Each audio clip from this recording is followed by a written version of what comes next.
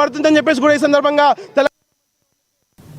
త్వరలో జరగనున్న జూబ్లీహిల్స్ ఉప ఎన్నికలో టీఆర్ఎస్ డి పార్టీ ఎమ్మెల్యే అభ్యర్థిగా కంచర్ల మంజుషాను ఏకగ్రీవంగా ఎన్నుకున్నారు. ఎన్నికల్లో తమ పార్టీ అభ్యర్థిగా మంజుషాను నిలబెడుతున్నట్లు నరాల సత్యనారాయణ ప్రకటించారు. అయితే విద్యావంతురాలైన మహిళను తమ పార్టీ తరపున పోటీ చేసే అవకాశం కల్పించామన్నారు. జూబ్లీహిల్స్ నియోజకవర్గ ప్రజల సమస్యలు తెలుసుకునేందుకు త్వరలోనే పాదయాత్ర చేపడుతున్నట్లుగా తెలిపారు. అలాగే బనకచర్ల ప్రాజెక్టుపై వ్యతిరేకంగా ఈ నెల 19న ఇందిరా పార్క్ వద్ద ధర్నా నిర్వహించనున్నట్లు బషీర్బాగ్ ప్రెస్ క్లబ్లో ఏర్పాటు చేసిన సమావేశంలో ఆయన తెలిపారు. తెలంగాణ రక్షణ సమితి టిఆర్ఎస్డి జూబ్లీ హిల్స్ ఉప ఎన్నికలలో టిఆర్ఎస్డి పోటీ చేయాలి తప్పనిసరిగా.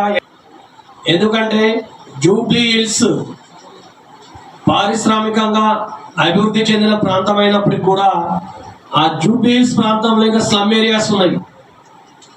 బోరగొండ కానీ, అదేవిధంగా రహమత్ నగర్ కానీ, అదేవిధంగా యూషకే మా ఎమ్మెల్యే క్యాండిడేట్ మా రాష్ట్ర కార్యవర్గం జిల్లాల అధ్యక్షులు అందరం కలిసి ప్రజా సమస్యల పాదయాత్రను ప్రారంభిస్తామని తెలియజేస్తూ ఈరోజు జూబ్లీ హిల్స్ ఎన్నికల్లో మా పార్టీ అభ్యర్థినిగా మనం కంచర్ల మంజుషాను డిక్లేర్ చేస్తున్నాం.